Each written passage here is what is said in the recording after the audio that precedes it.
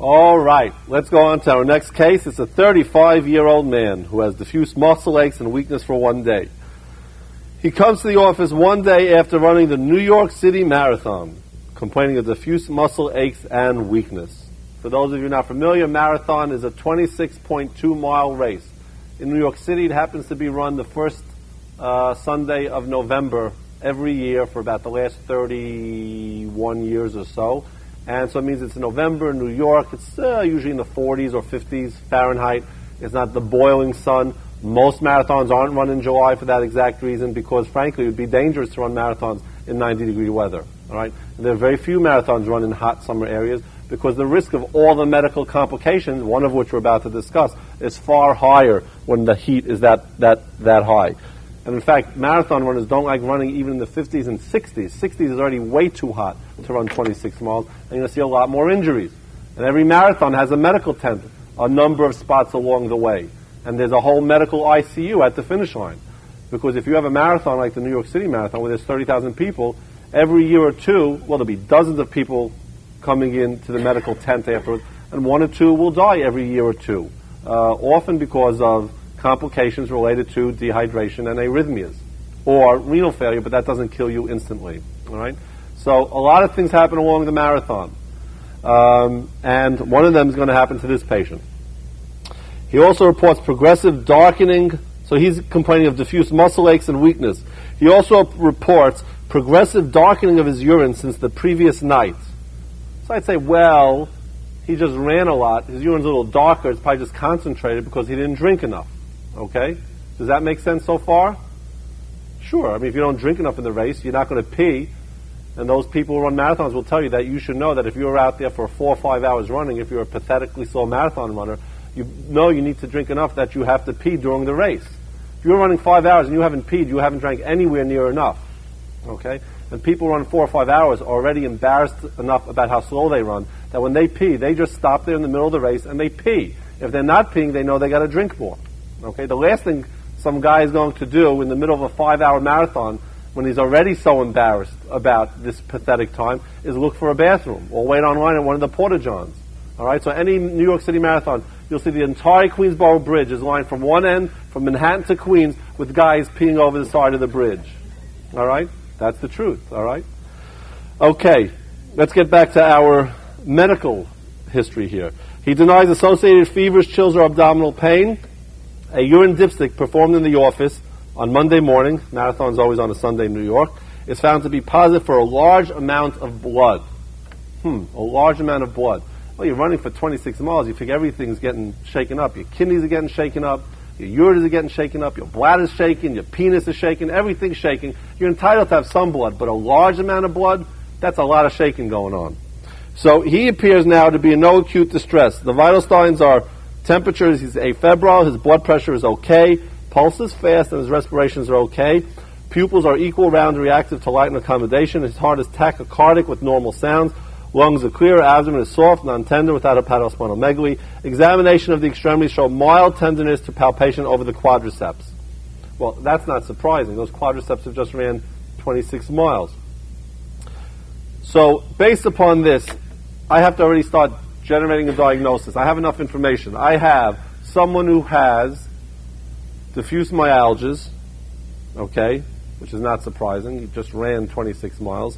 Has lots of, well, he's weak, and has lots of blood on the urine dipstick. But yet, he doesn't tell me that he's been peeing visible blood.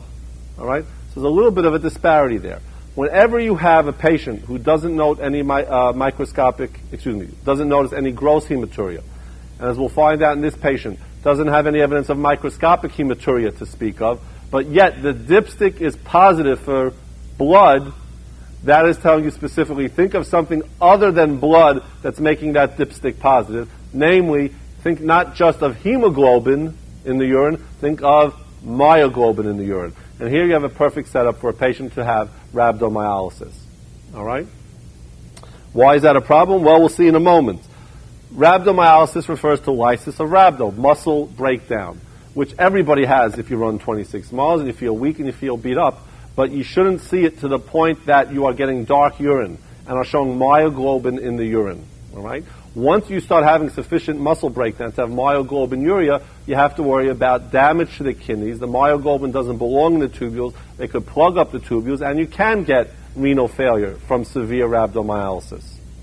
Okay. Is it common? No, it's not common. Most people who have a renal insufficiency after a long race, and if I drew BUN creatinines on most people, they would be elevated because of what reason? Not because of myoglobinuria and rhabdomyolysis, because the patient probably the runner hasn't drank enough. Okay? So running, the injuries to the kidney are several. Number one is, the most common, is dehydration, inadequate fluid intake during the run. Number two is, you can get hematuria, again, from all that shaking going on, but it's usually not so much hematuria that it's clinically important, even though plenty of people tell you after a long run they see some even gross hematuria. And lastly, the most worrisome complication of this intense run is rhabdomyolysis. Now, what other situations will give you rhabdomyolysis before we talk about how we manage it? What else besides intensive exercise? Let's say involuntary intense exercise. In other words, seizures, prolonged seizures. Let's say you don't move at all. Can you get rhabdomyolysis? Sure, if you don't move at all, but you're crushed under a truck, all right, and your leg is crushed, or you're crushed under anything, you have muscle crush injury releasing a lot of local myoglobin into the circulation. You can therefore have, after that, rhabdomyolysis affecting the kidneys. And we'll talk in a minute how we manage this. So you're going to suspect rhabdomyolysis on the boards based upon a typical clinical history, either intense exercise, prolonged seizures. I'm not talking about 2 minutes of seizure, status epilepticus, a crush injury, or it might be something more subtle, in that someone falls at home and can't get up. When does that happen? Someone has a stroke, they get an acute stroke, they're getting out of bed, they fall down, they can't move. All right? That is one scenario. Another scenario is an elderly person gets out of bed to go to the bathroom in the middle of the night, trips, falls, fractures her hip, usually her because it's a postmenopausal woman with osteoporosis. And they can't move. In particular, the hemiplegic patient really can't move that side, and just laying on the floor for 12 to 24 hours, in terms of no movement, 12 to 24 hours is enough to cause muscle breakdown to the point of putting you at risk for rhabdomyolysis.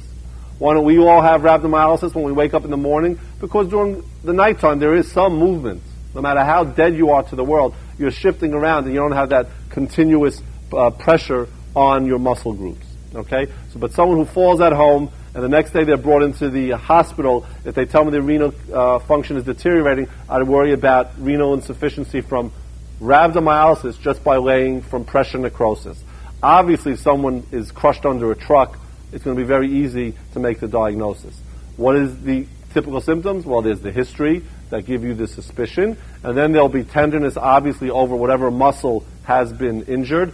And this patient has a very classic presentation of dark urine, and it's not dark because it's bloody, it's dark because of the myoglobin, a urine dipstick which is strongly positive for hemoglobinuria, but in fact, there's very few, if any, red blood cells on your urine analysis. So you'll be given a urine dipstick that is positive for blood, very positive for blood, and a urine analysis which has few, if any, red blood cells.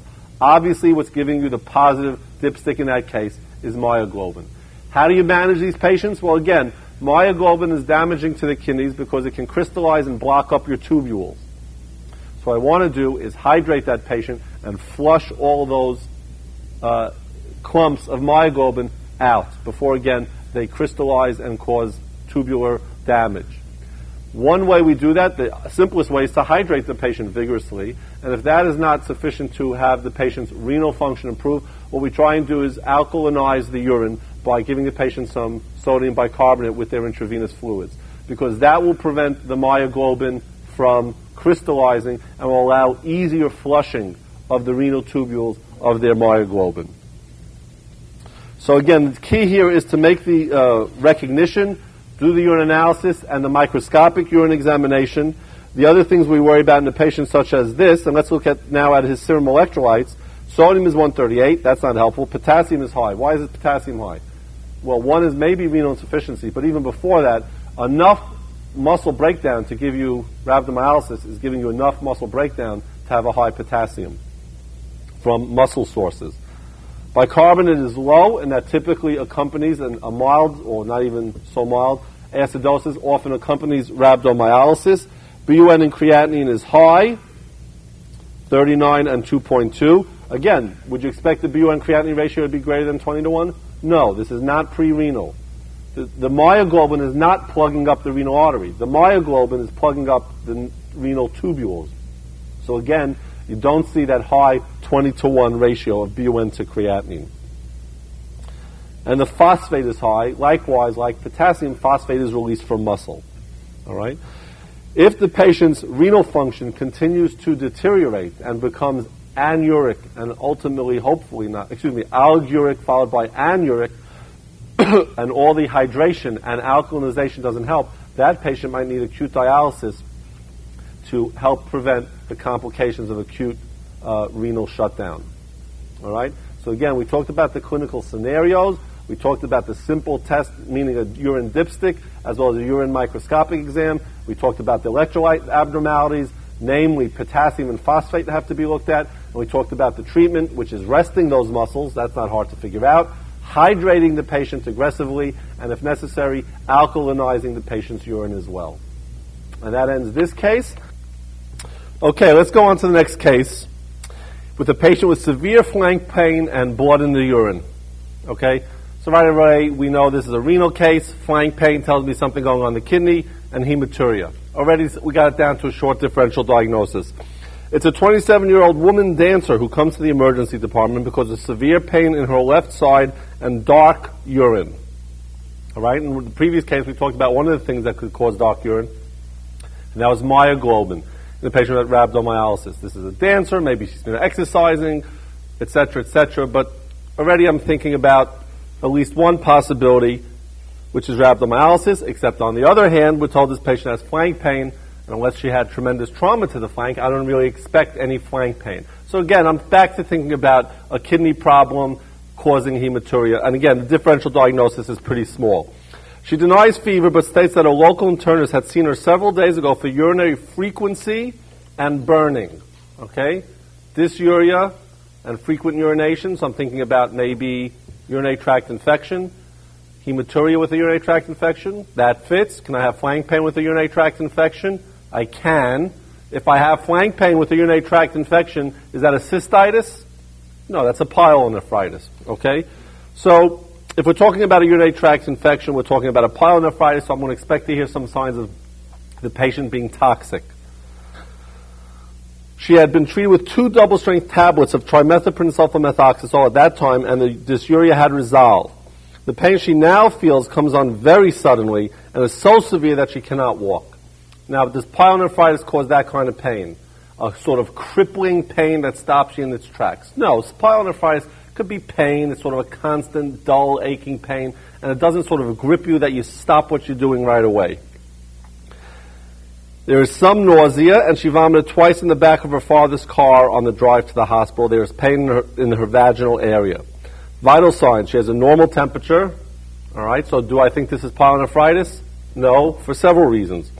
Her blood pressure is 110/70. Her pulse is a little bit on the fast side. Does that surprise you? Does that mean she's toxic septicemic? No, she's in a lot of pain, so the tachycardia is not surprising.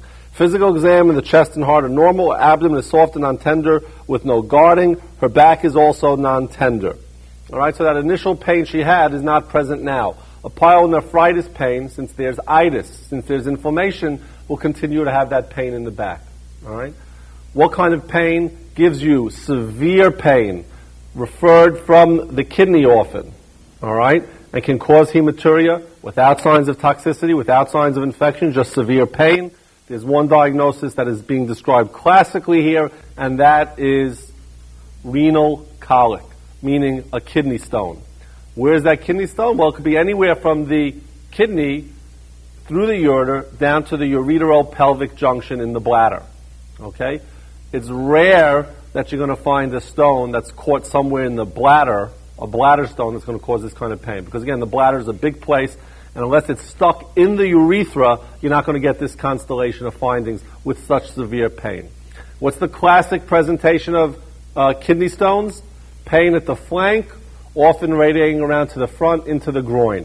And this vaginal pain is probably just the pain radiating into the groin. It's not that the stone has got out of the urethra and is now stuck in the vagina. Once it's in the vagina, it's out. It's that this is referred pain coming down the ureteral tract. Okay, let's skip to what we were going to do in the initial diagnostic plan. The first thing we're going to do, and anybody in whom we suspect a kidney stone, is what? Do a urine analysis. Now, we've talked in the previous cases about urine analysis. Are we looking for microscopic urine exam? Are we looking for urinary sodium? Are we looking for urinary culture? All right? Urine analysis can mean a lot of things. That's a general term. Specifically, when we're asking to order a urine test here, okay, what are we going to look for? It's not enough just to say urine analysis. Imagine this was a clinical case simulation, a CCS case. And you've gotten to this point in the case, you've done the history, you've done the physical, now it's asked, what do you want to do? And you write urine test. All right, the screen will then prompt you, what do you want to do on this urine test? Do you want to do a urine culture as the first and most important thing here? No. Do you want to do a urinary sodium on her? Do you want to do urinary electrolytes? Do you want to do a urine osmolality? No, what you want to do is a microscopic urine analysis looking for microscopic hematuria. And if it was a multiple choice exam and you didn't have that choice, but they said a urine dipstick, I would say that's fine because a urine dipstick has many measurements it can make, one of which being hematuria. All right? Now let's get back to the dipstick for a moment because last week we had a case with a patient who had myoglobinuria, the previous case, and the dipstick was positive for red blood cells. All right? Now remember, a positive dipstick for red blood cells can be either hemoglobin or myoglobin. And you'll know it's not myoglobin because then you'll look under the microscope and you'll see the red blood cells. If you have a positive dipstick for blood cells and you do the microscopic test and you don't see any blood cells, that means the question is telling you that this is myoglobinuria, meaning rhabdomyolysis. All right? So in this patient, the most telling exam, the most diagnostic test would be to get a urine analysis looking for microscopic hematuria under the microscope. And if I see microscopic hematuria, that's enough really to make my diagnosis because the diagnosis of renal colic you can make based basically on the history. All right? So, a urine analysis, we're going to look for microscopic hematuria. And let's say we do that, and we don't see any white blood cells, but we see a lot of blood, and on the dipstick, the nitrates are negative. What are nitrates a measurement for? Infection, white blood cell released nitrates, and so therefore, again, we have more evidence. We're not talking about a pyelonephritis here. We all knew just from the history that this was going to be a renal colic patient. Now, what is the next non-invasive test we can do if we're suspecting this in the diagnosis? Well, you got to remember that most kidney stones, all right, are made of what? They're calcium containing. Okay? Calcium containing stones are radio opaque. Assume that about 70 to 90% of kidney stones in the general population are radio opaque. That's not 100%. And a patient can still have a kidney stone and have nothing show up on the abdominal x-ray, all right? And then you have to go further to make the diagnosis. But if you have a patient who on this kind of history has microscopic hematuria and you do an abdominal x-ray and you see these flecks of calcium in an area between the kidney and following the tract of the ureter down to the bladder, that really is enough to make the diagnosis. Okay, and you'll start your treatment in a moment based upon that much information. Okay, so again, it's exactly the flip side of what gallstones are in terms of ability to see them on an abdominal x-ray. What are most gallstones comprised of? Most of them are comprised of cholesterol crystals. All right? Is that radio-opaque or radiolucent? Radiolucent. Most patients with a classic history of biliary colic, you'll get an x-ray, you'll see nothing. All right? Don't rule out the diagnosis of biliary colic. 90% of stones in this country are of cholesterol crystals, cholesterol in origin, and don't have calcium. What kind of patients with still on gallstones? What kind of patients with gallstones do have radio-opaque gallstones? Patients with what kind of stones? Well, if they're radio-opaque, they're going to have to contain calcium. All right, so we're talking about calcium bilirubinate stones. And those are patients who are hemolyzing. like sickle cell patients, for instance, often have calcium bilirubinate stones. That's gallbladder, and that's only a small fraction of gallstones are radio-opaque. The flip side is true for kidney stones. 90% or so are going to be radio-opaque. All right? But you can still have stones like cysteine stones, like uric acid stones, which are far less common, that can be radiolucent. Now let's say a patient has the radio-opaque stone, typically a calcium oxalate stone, show up. Do you have enough information from an abdominal x-ray, the history, and the microscopic hematuria to start treatment? Yes or no? The answer is yes. It's a classic clinical presentation. You have the microscopic hematuria, you have the x-ray confirmation. What, however, can you do in a patient with a great story for renal colic, but the x-ray does not show you any radio-opaque stones? First of all, can it still be kidney stones? Sure. Can be a uric acid stone, could be a cysteine stone. What will I do then? Well, then the next non-invasive test I will do that has a very, very high sensitivity from the kidney way down into the bladder is going to be a sonogram. All right? A sonogram is not essential in the initial evaluation of a patient with kidney stones if I see calcification on the x-ray, because I have the diagnosis and I'll proceed with my treatment. On the other hand, if I don't see something on the x-ray, then I'm going to get the sonogram. So in simple approach, if the renal colic is suspected, and the pain there will make you suspect that severe pain. People say it's worse than labor. Severe pain.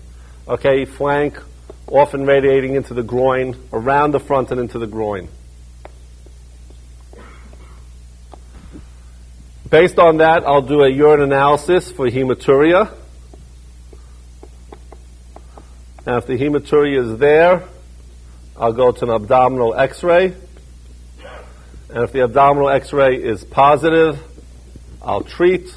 If the abdominal x-ray is negative, and I have a good story, I'll go to the sonogram. And if the sonogram is positive, I'll treat. And if the sonogram is negative, what would be the next test I would do? Remember, the sonogram is very sensitive, but nothing is 100% sensitive. So at this point, I might move to a more invasive test, like the old-fashioned intravenous pyelogram, which is, again, a very simple test, but it is invasive because I have to inject radiocontrast dye into this patient. All right? And what it will show is that there's a filling defect somewhere in the pelvis of the kidney or in the ureter, showing me where the stone is stuck. But most of the time, just this and this. The urine analysis for blood cells and the abdominal x-ray will allow me to make the diagnosis, and I will treat based upon these non-invasive tests. Okay? Now, what is the treatment for these patients? Very simple. Most of these patients have a stone. The pain might have started somewhat gradually or might have started just like that, very abruptly. And they will tell you this is pain that they couldn't sit and work the rest of the day. Patient says, yeah, I've had this pain on and off for 24 hours. It's mild. It comes and goes. The patient you're going to see with renal colic is a patient who's doubled over in pain, extreme pain. And that patient, obviously, you want to give some analgesic. And often, with so much pain that they are often vomiting, is a nonspecific manifestation of their severe pain, not because it's a GI problem. Don't be confused by the nausea and vomiting in a patient who you think otherwise has renal colic. And so you'll give them analgesics. Often, they'll need IV analgesics in the form of narcotics. IV or IM, say meperidine, Demerol is often used for these patients, a shot of IM Demerol. And because I want to get that stone out, what's the most effective way to get that stone out? Hydration. In a severe case, IV hydration.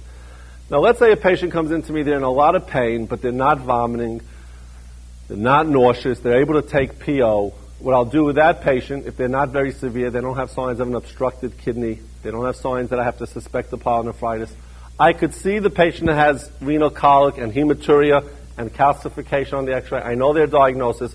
If they can take PO, I'll try giving them PO analgesics. Often a narcotic like codeine, or maybe even stronger, hydrocodone, which we know is Percocet. And I'll tell the patient to get hydrated. If they could take PO, I just tell them to drink a lot. So the outpatient management of a kidney stone is very simple. It's going to be narcotics or some potent painkiller and some fluids. Tell the patient to keep drinking, drinking, drinking. Right? The drinking is not to dissolve the stone. The drinking is just trying basically to flush it out. So it's going to be analgesics, PO if possible, IV or IM if necessary. Hydration, again, PO if possible, IV if necessary. And I'll tell the patient to try and retrieve the stone. Because if the patient has a stone, I want to know what kind of stone that is, because in the long-term management, in terms of prophylaxis of recurrent attacks, it is essential to know what that stone is made of, and we'll come to that in a moment. How do we tell the patient? Well, we tell the patient basically pee into a cup, and you put either some kind of screen on it or a gauze pad, so you're peeing essentially through a little filter, and if there's a pebble there, you'll know it. All right. First of all, the patient can tell they feel like they're passing sand or gravel, or sometimes it's excruciatingly painful as it's actually coming through the urethra, and then they'll get the stone. All right, and then that stone can be sent off for crystallography and analysis.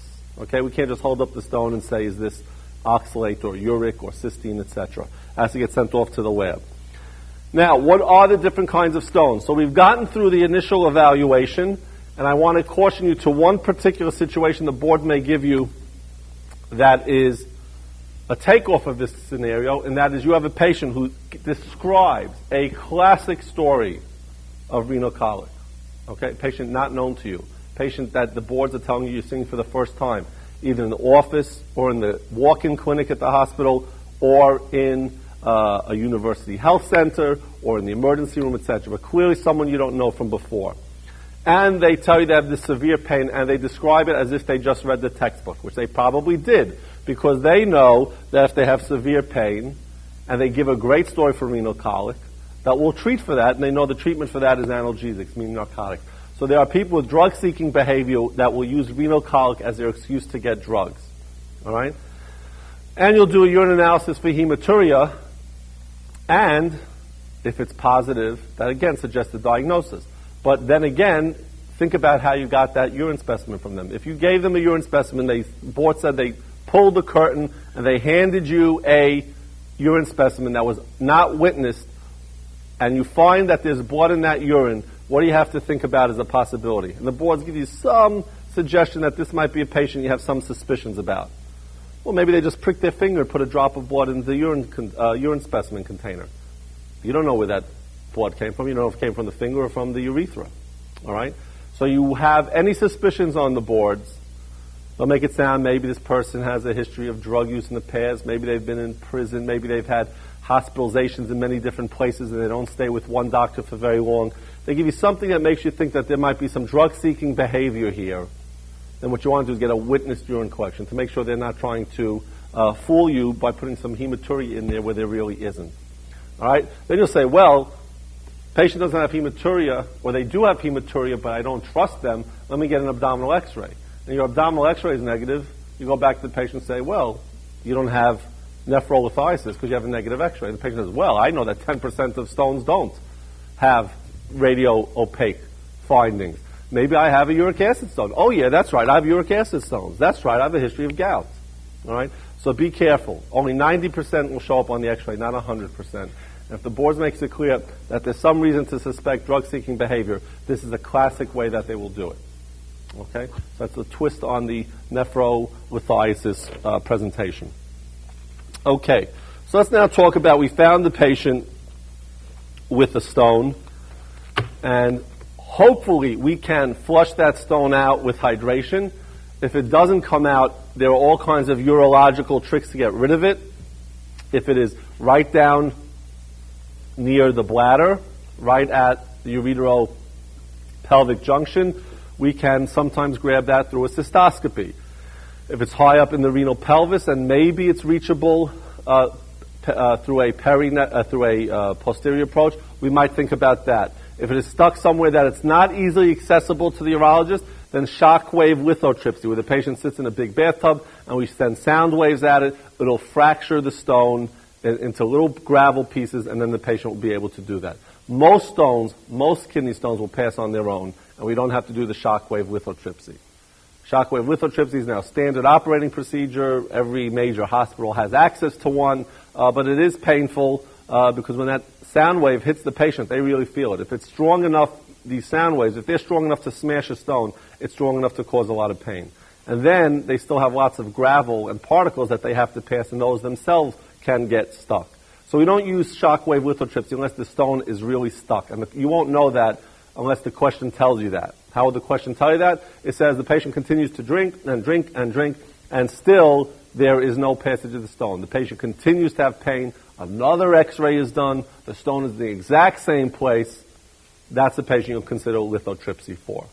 Okay? Now, let's talk about what kind of stones we're thinking about. And there's a couple of classic clinical situations, and we discussed this in the syllabus, about you could guess, based upon the history, what kind of stone it's going to be. But ultimately, to confirm it, you have to retrieve the stone.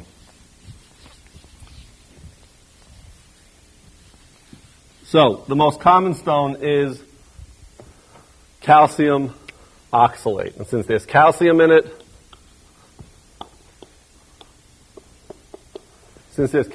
they're radiopaque. This is the most common kind of stone by far, and anything that gives hypercalcemia could put you at risk for these stones. All right? So, hyperparathyroidism with high serum calcium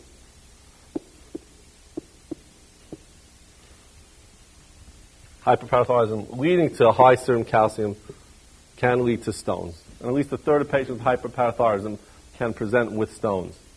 All right? The serum calcium will be high. The uric acid, the 24-hour urine for calcium will be high. And because they're putting so much calcium into the urine, they develop calcium oxalate stones. Calcium oxalate can occur from oxalate overproduction, and that's usually by overingestion of oxalate-containing foods. Vitamin C can be metabolized to oxalate. So again, if a patient has known calcium oxalate, dietary restrictions of calcium and oxalate is going to be very important. All right? Again, I can't tell by looking at the x-ray that it's a calcium oxalate stone. I can tell that there's a stone there, it has calcium, but I don't know for sure it's calcium oxalate until it's analyzed by the lab. There are also calcium phosphate stones and struvite stones. All right? Struvite stones are a particular kind of stone that you're going to see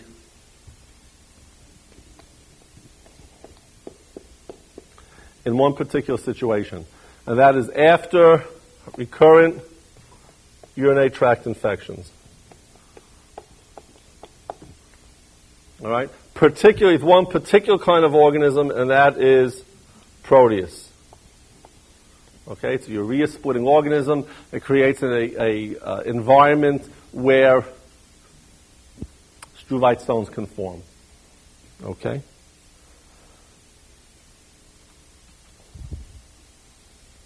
All right. We talked about the management in terms of hydration, narcotics, and retrieving the stone. Once you get the stone, you're going to address what the underlying histology is. The other major class of stone that I want to discuss is the uric acid stone. Some of these patients have what associated condition? They'll have hyperuricemia and gout. But remember, you could have uric acid stones and hyperuricemia without gout. Most patients with hyperuricemia never develop gout. However, the converse, if you have gout, at some point in your history, you probably have had, not probably, you must have had hyperuricemia. All gout patients have hyperuricemia at some point. Not all hyperuricemic patients develop gout. But the hyperuricemic patients, even without gout, can develop the uric acid stones. And then there again, and this is an acidic environment in which these stones form. That's easy to remember, okay?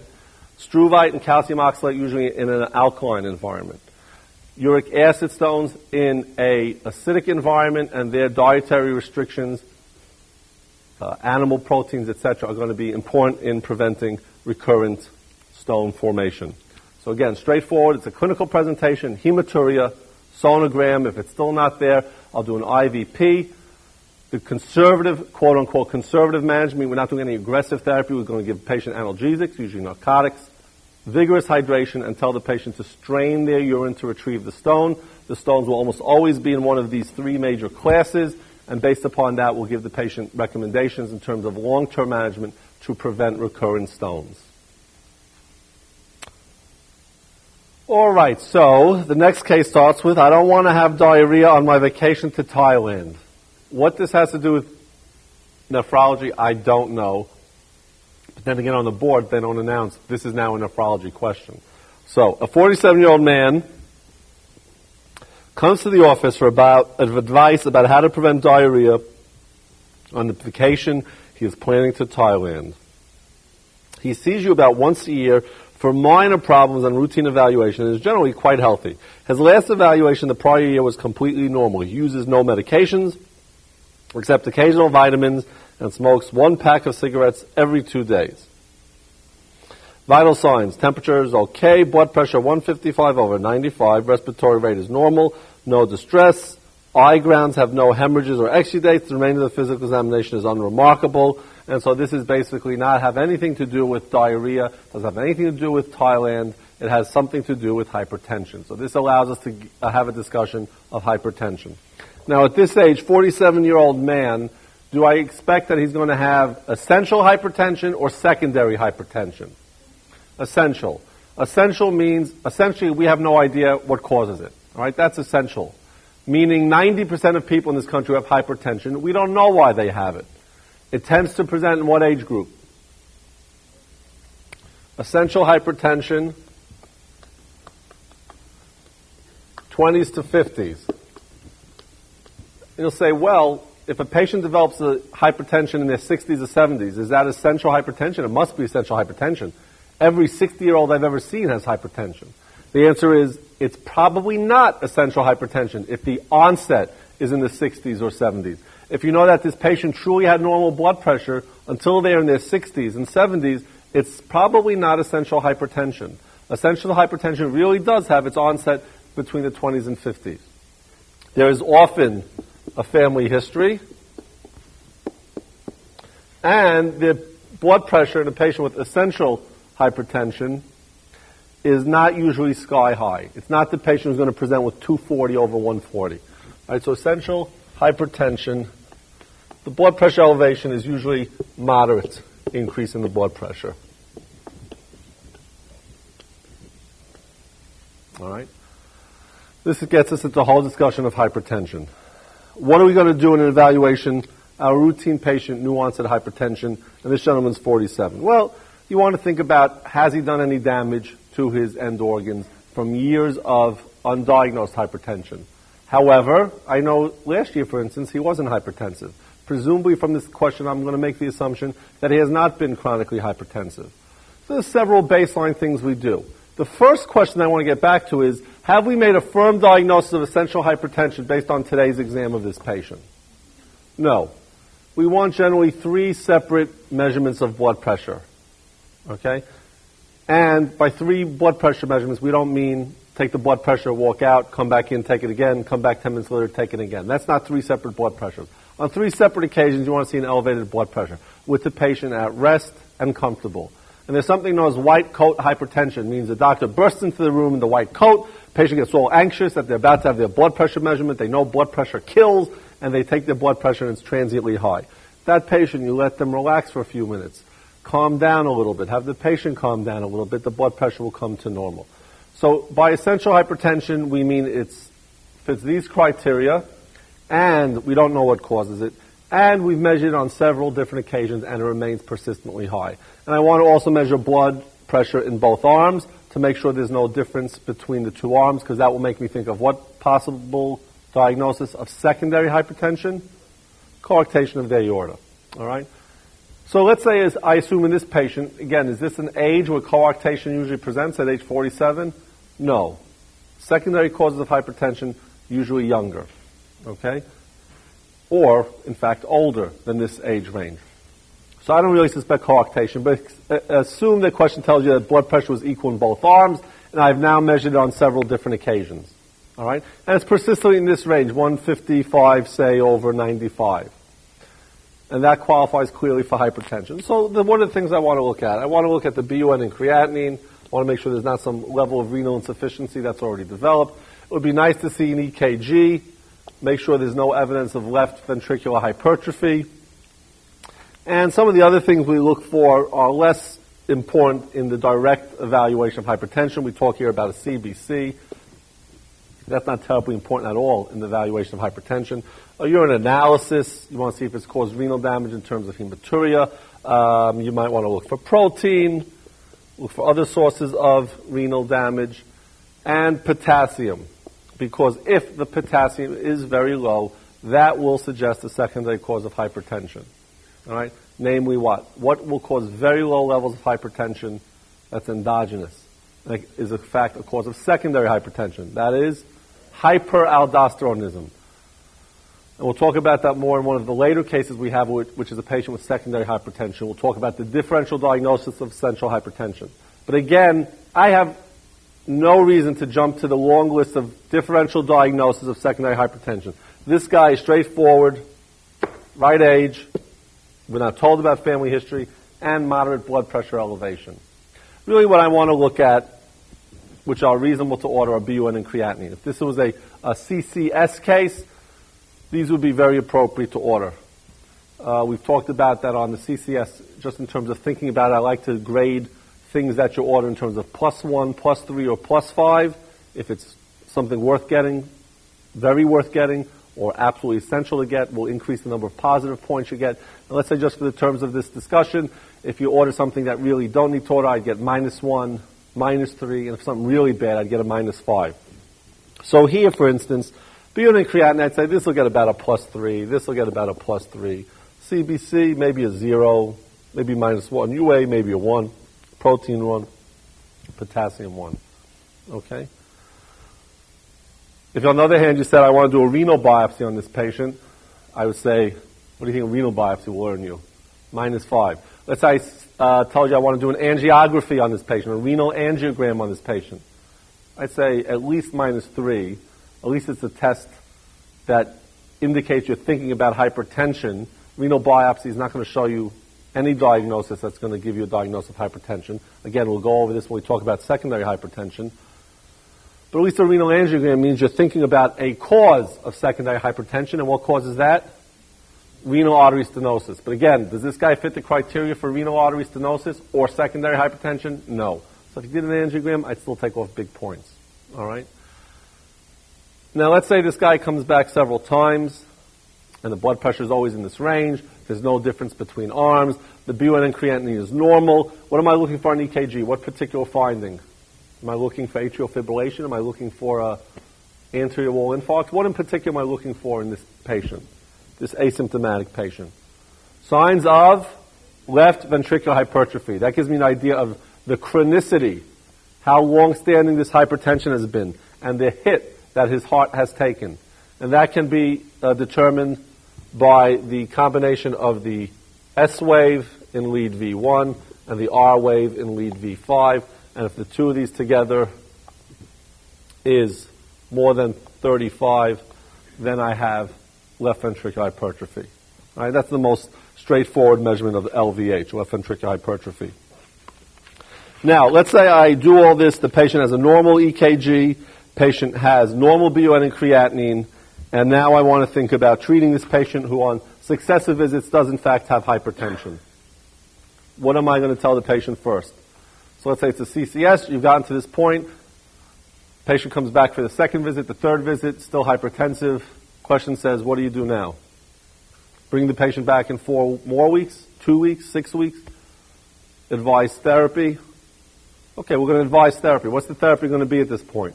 This person without end organ damage by eyes, by BUN and creatinine on the kidney, by EKG for the heart. And he's mentating, he's alert, he's conscious, there's no reason he's done any CNS damage. What am I going to suggest to this patient? Change in lifestyle. What does that mean? Change in lifestyle. If you're a homosexual, become heterosexual. If you're heterosexual, become homosexual? No. Change in lifestyle for blood pressure deals with diet, specifically salt intake, all right, and exercise. What kind of exercise? Weightlifting? No. Aerobic exercise. In fact, weightlifting is not good for your blood pressure because while you're doing those very strong Valsalvas, your blood pressure tends to go way up. All right? So we're going to talk to him about weight loss, salt, which is part of the diet we're talking about, weight loss in general, even if you're eating salt, if you're losing weight, that's beneficial. Obviously, you want to avoid salt, lose weight, put them on a healthy diet, and have them start aerobic exercise. If you're asked how much exercise is reasonable, the baseline exercise we want all Americans to have as adults is probably 20 to 30 minutes 3 times a week. Right? That's our standard recommendation for exercise. At that point, you start having cardiovascular benefit. And the cardiovascular benefit increases incrementally as you exercise more. But in terms of a standard exercise program, you want aerobic exercise for about 30 minutes 3 times a week. All right? So you tell them about lifestyle, meaning weight loss, salt restriction, exercise, what else? In this patient in particular, smoking cessation, all right? Quit smoking. That's going to be beneficial not only for his blood pressure, but all the organs that are affected in a life-threatening way by his blood pressure, namely stroke, myocardial infarction, obviously impacted in a major way by smoking, all right?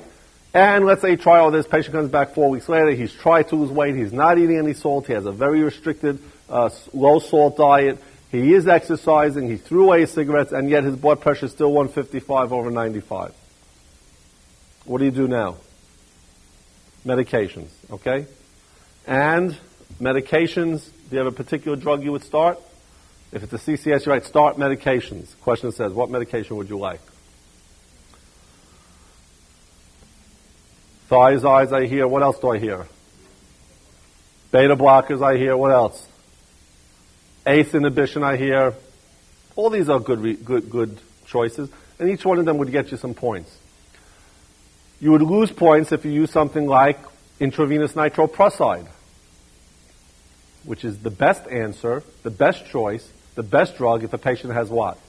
A hypertensive emergency or crisis, which we'll talk about. But absolutely the wrong answer if you use it here. If he says sublingual nitroglycerins or any form of nitrates, wouldn't be a good first choice. If he said hydralazine, minoxidil, very potent arterial vasodilators. Arterial vasodilators cause reflex tachycardia and have a bunch of side effects. You lose points there. All right? What I'm going to focus on are those cases where you really do have a single best drug, a drug of first choice, and then the other situations, you have a choice. All right? A patient like this, I can't tell you from the get-go whether he'd be better off with a diuretic or a beta blocker. Because diuretics are once a day, okay? They're inexpensive, they work, they decrease mortality, all right? But they have certain side effects, and so do beta blockers. Both of them are inexpensive. Beta blockers can be used once or twice a day. They have their own list of side effects. But beta blockers also decrease mortality.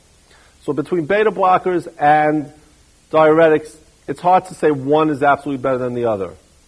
ACE inhibition, angiotensin-converting enzyme inhibition, is that a worthwhile first-line therapy?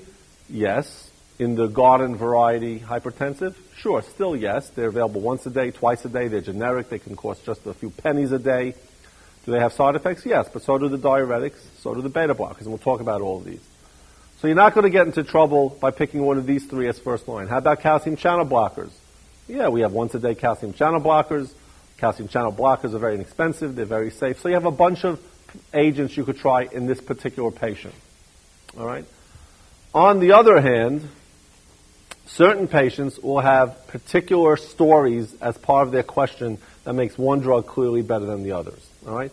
As a rule, African American men without any other coexisting factors like angina or heart disease or diabetes, etc., we'll talk about each of these, we generally lean on diuretics rather than beta blockers because African Americans, statistically speaking, have a more salt and volume-dependent hypertension than adrenergic-mediated hypertension.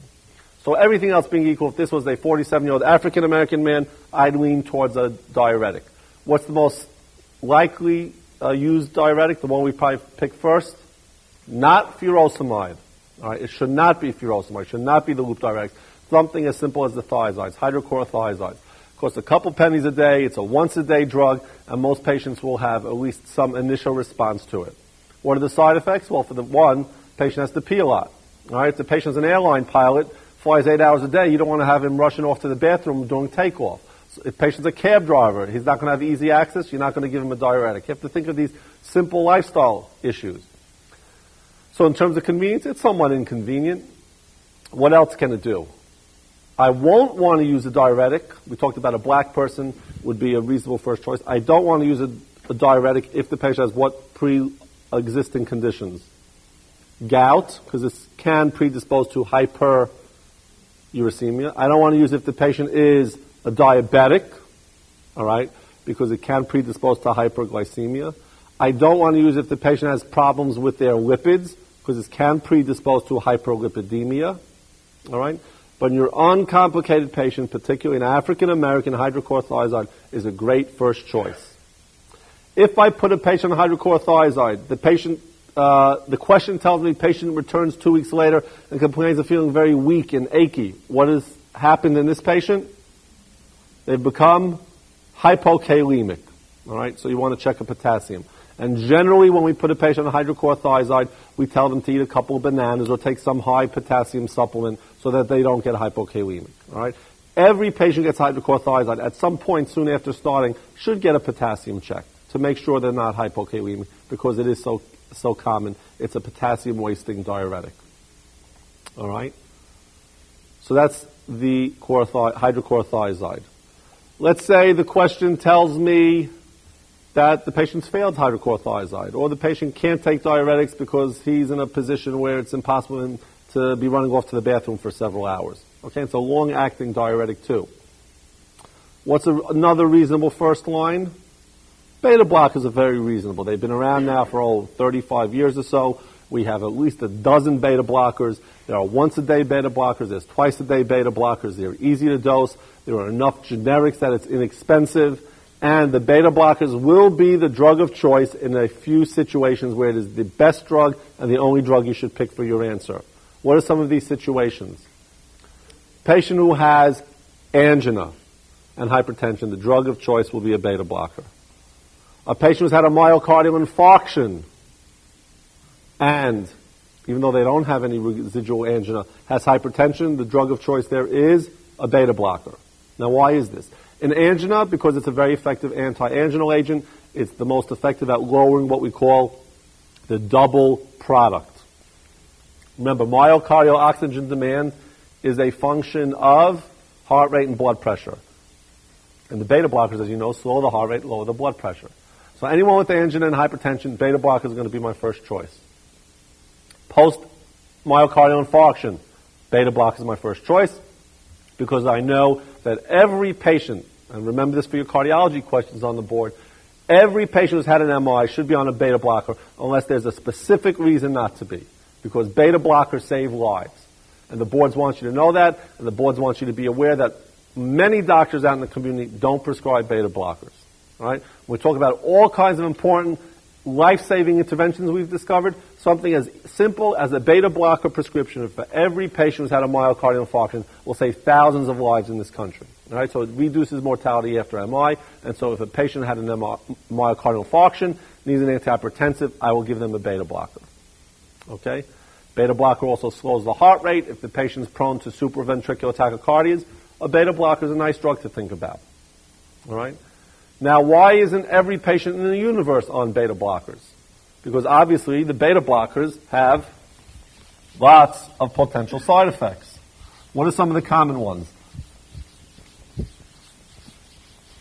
Well, think of it this way. A beta blocker slows things down. So a common side effect is that patients will say they feel run down. They feel decreased energy, fatigue, in other words. They feel their mood. All right, and the elderly, before an elderly patient who develops depression, always on the boards and in real life, look at their medication list, because it's very likely that they'll have some drugs on there, especially if they're elderly, that tend to lead to depression. And beta blocker is a classic example.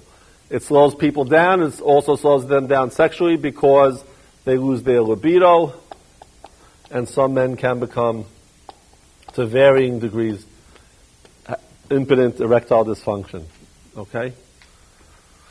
So if you have a young man and you're putting them, or a young woman, you're putting them on this drug, you have to make the patient aware that this is something that they might see. If they do, they should alert you to it. Because again, this is not something necessarily patients will complain about unless they're asked. All right, so you should give the patient the information in advance, make them feel comfortable discussing it. Okay? Now, these are the sort of generalized, slowing things down with beta blockers. What are some of the more specific kind of side effects that we'll see from beta blockers? And for here, you have to remember some of your pharmacology from step 1 and step 2. Beta blockers block beta receptors. All right? Beta receptors in the heart makes the heart pump harder and faster. So if you slow down the rate, slow down the contractility, the blood pressure falls. But if you're slowing down the rate and you're slowing down the contractility, in what patient is that contraindicated? A patient with a dilated cardiomyopathy and symptoms of congestive heart failure, fluid overload. Now you will hear that patients with a low ejection fraction and a dilated cardiomyopathy can benefit from beta blockers. It will improve survival. However, even though that's true, you're not going to prescribe a beta blocker to a patient who's fluid overloaded and has signs of pulmonary congestion. All right? If you're going to give it to a patient with a low ejection fraction with congestive heart failure, if you're going to give that patient a beta blocker, that patient has to be well compensated.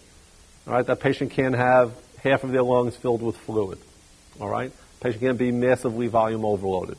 So a patient with CHF, especially a dilated cardiomyopathy, the kind of cardiomyopathy that gives you an S3, pulmonary congestion, big left ventricle, I don't want to use a beta blocker. Let me be specific, a dilated cardiomyopathy. Because there's another group of patients, which we haven't mentioned, for whom beta blockers will be the drug of choice. That's a hypertensive patient with which cardiac disorder? A hypertrophic cardiomyopathy. And the most common cause of a hypertrophic cardiomyopathy, which has a heart failure associated with a high ejection fraction, is hypertension. What are some other forms? Idiopathic hypertrophic subaortic stenosis and aortic stenosis. Okay? In these patients, a beta blocker is an excellent choice. Right? Just like we talked about the patient with angina, the patient who's post-MI. Beta blockers, great drugs. Dilated cardiomyopathy, bad drug. Okay? Supraventricular tachycardias, good drug. All right? Underlying bradycardia, is that a good or bad? Is beta blockers good or bad? Bad. Heart's already slow for whatever reason, whether it's sick sinus syndrome, whether it's an AV node problem. You're going to be careful if the patient has underlying bradycardia. Because in fact, how do we titrate doses of beta blockers? Do we check serum beta blocker levels? No. We follow their blood pressure and their pulse. So if a patient starts out with a blood pressure of 45 or 50, that patient's already bradycardic. I'm not going to use a beta blocker. Okay? What other patient, particularly a smoker like this man, am I going to worry about using beta blockers? Patients with bronchospasm. Because beta does what in the bronchioles? Beta dilates. Think about what we use for asthma. Beta agonists, inhalers. So I cause a beta blocker, I'm going to get bronchoconstriction. So in patient with bronchospasm, whether it's COPD, very common in your smokers, or asthma in a younger patient with essential hypertension, beta blocker is wrong drug. Okay? What other kind of patient will I try and avoid beta blockers? Peripheral vascular disease. We use beta blockers because they have blood pressure lowering effects because of the effects on the heart. Lowers heart rate, lowers contractility. What is, on the other hand, its effect on the peripheral vasculature? What does beta receptors do in the peripheral vasculature, in the smooth muscles of your arterioles? What does it do? Vasodilates. So what is the effect? If the only effect of beta blockers was on the periphery, on the arterial bed, what would be the effect? I'd block beta receptors. I'd cause vasoconstriction. All right? But that effect is outweighed by its effect on the heart. And that's why you give a typical patient beta blockers, their blood pressure will fall, even though you might be causing some peripheral vasoconstriction. And yes, there are newer beta blockers that have alpha and beta blocking. So if I block the alpha peripherally, I'll get vasodilatation in addition to the effects of the underlying beta blocker. So peripheral vascular disease, I'm going to avoid these drugs. So in summary, beta blockers, excellent choice, particularly in the anginal patient with MI, SBTs, hypertrophic cardiomyopathy. A drug to be avoided in all of these situations, and one more, a combination that coexists between hypertensives and diabetes. Because diabetics require adrenergic stimulation to let them know that they're hypoglycemic. Because what are the side effects of hypoglycemia that alerts the patient to get something sweet right away? Sweating. I'm tremulous. I'm jittery. I'm agitated. My heart's pounding. Those signs of hypoglycemia are mediated by catecholamines.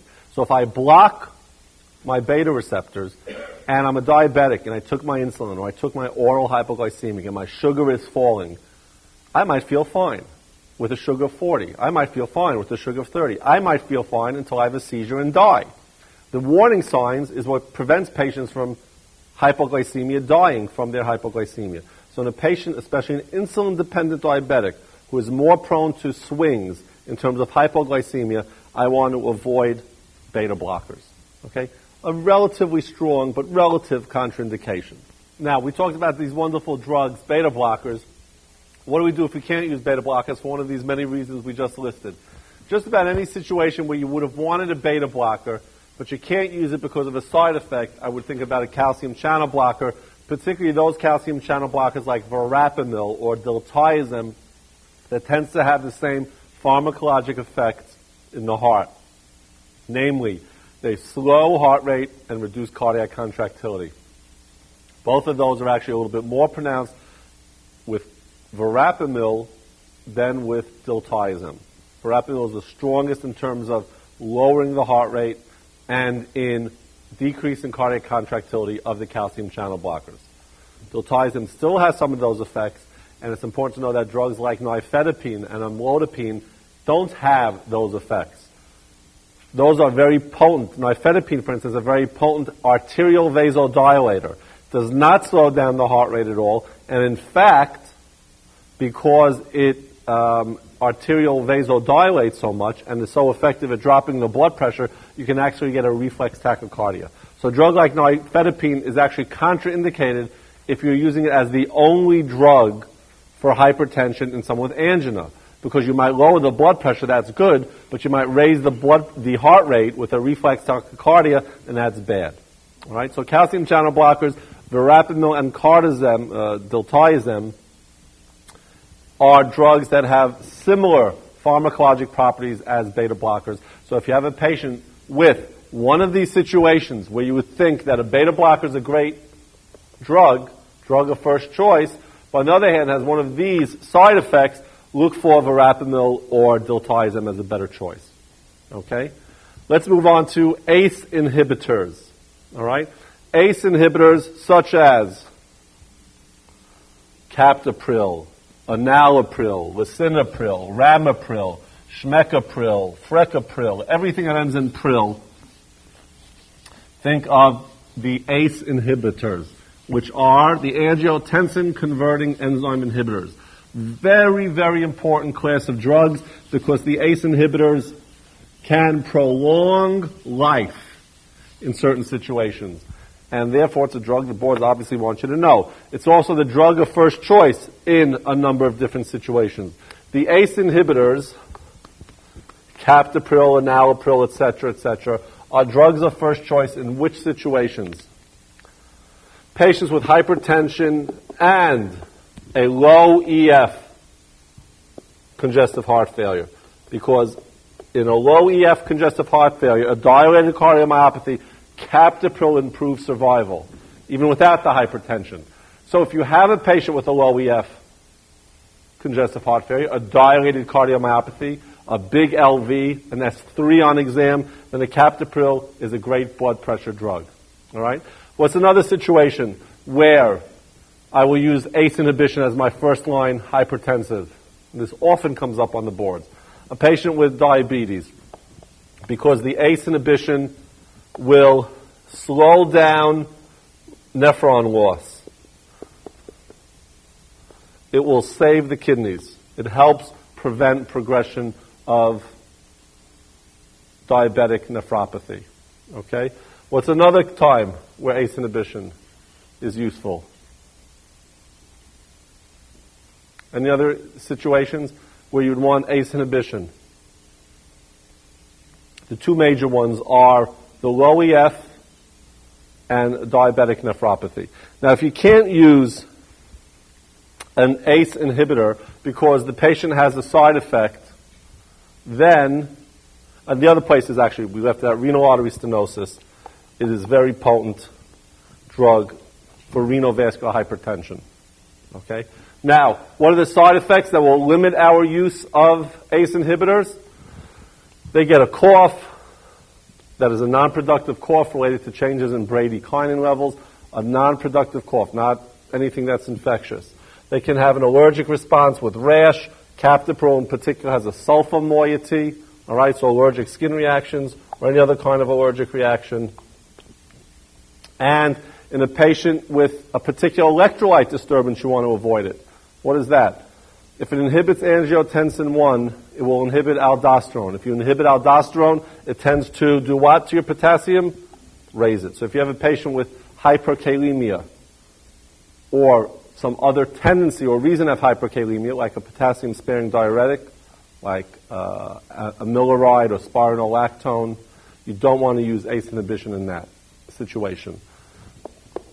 And in patients with renal insufficiency, again, you want to avoid ACE inhibition because it can lead to progressive renal loss. Now remember, I said you want to use it in a diabetic before they have renal insufficiency to prevent that renal insufficiency. Once they already have some moderate degree of renal damage, the ACE inhibitors are contraindicated. Now, similar to ACE inhibitors, and every place where you see an ACE inhibitor as a drug of choice, if you can't use the ACE inhibitor, think of drugs that are what?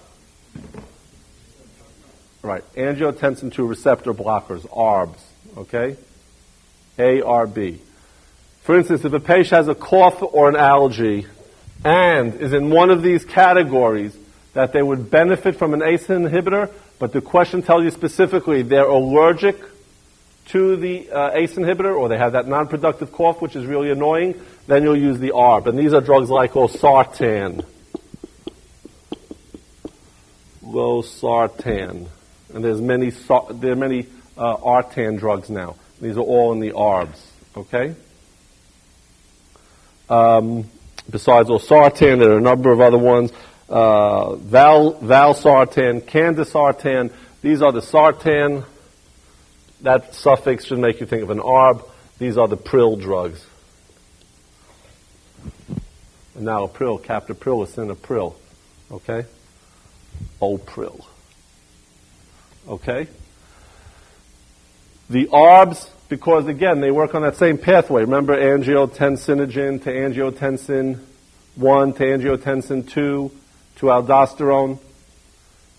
Again, the angiotensin 2 receptor blockers will have the same pharmacologic properties, just one step further down than the ACE inhibitors. So ARBs, like the ACE inhibitors, will also be contraindicated in patients with hyperkalemia or renal insufficiency, because they too will ultimately inhibit aldosterone and lead to hyperkalemia.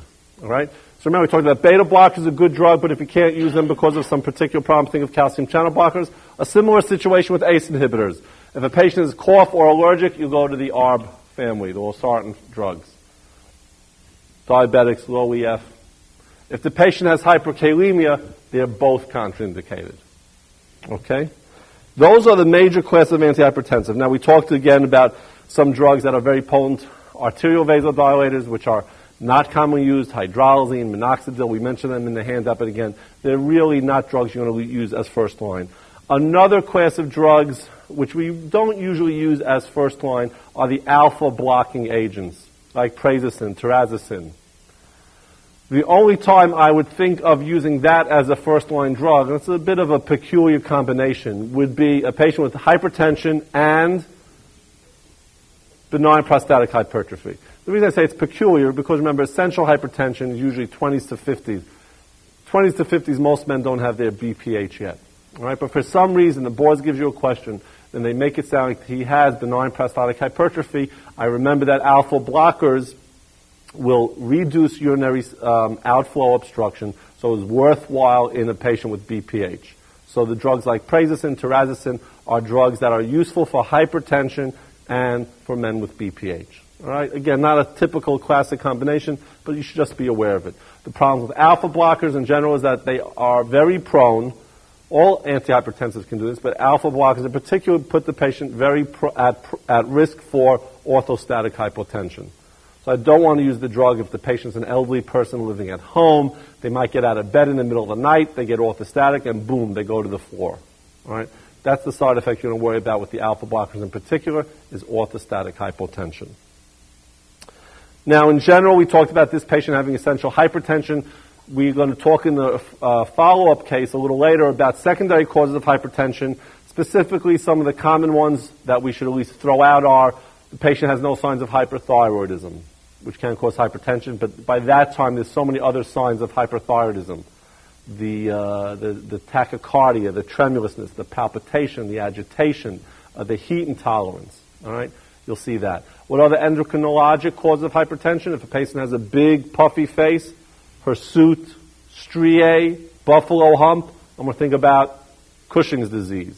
In fact, the most common cause of a steroid-induced hypertension is from physician-prescribed steroids. And one of the common side effects of prednisone or cortisone is the patients will have hypertension. All right, so before you start doing a big evaluation and a big workup and big drug treatment of hypertension and the patient started on prednisone, think about whether you could lower the dose of the prednisone first. All right? What other endocrinologic causes of hypertension? We talked about thyroid, we talked about cortisone. How about something else from the adrenal gland? Excess norepinephrine, okay? And that causes pheochromocytoma. It can be very labile. The classic presentation is someone who very suddenly gets a surge of norepinephrine, gets very hypertensive, very tachycardic, maybe very agitated, severe headache, but that paroxysm, that sudden onset of a very high blood pressure should at least make you think of a pheochromocytoma. That's from the adrenal gland. What other hormone coming from the adrenal gland can cause secondary hypertension? Well, we talked about norepinephrine. What else comes from the adrenal cortex? Aldosterone. So if I have a tumor producing aldosterone, and often it's a benign tumor, it's a secondary cause of hypertension. It's called Conn's syndrome. That will produce hypertension because of too much aldosterone. Why does too much aldosterone produce hypertension? Because it makes me reabsorb a lot of sodium. Remember, after all, ACE inhibitors and ARBs work by ultimately blocking the effect of aldosterone. So if I have too much aldosterone, I'll be retaining a lot of sodium and I'll become hypertensive. What other clue will I get that a patient has a aldosterone secreting tumor? Is what other telltale sign that I'll get from the initial evaluation? Hypokalemia. All right? Because, again, aldosterone reabsorbs sodium, wastes potassium. So someone who presents with severe hypertension, or maybe not so severe, and is very hypokalemic, that's a giveaway for aldosterone-producing tumor. Okay. Lastly, you get a patient, usually a younger patient. All of these causes of secondary hypertension will fall out of that range of 20 to 50-ish year olds. Okay? Coarctation, I'm going to suspect with what finding? Difference in blood pressures between the right and left arm. All right?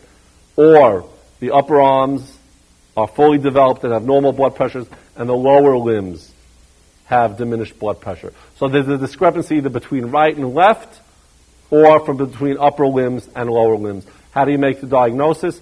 Well, you might on rare occasions see it on a plain chest x-ray. You can see notching of the ribs, but the definitive diagnosis is made with visualization of the aorta, which is angiogram. All right, can be suggested by a CAT scan of the chest, but again, the gold standard is still an angiogram. All of those are causes of secondary hypertension. Again, think of it when the patient presents out of that 20 to 50-year-old age range and when it has some of those classic giveaway clues which we just discussed. Okay? Let's move on to the next question.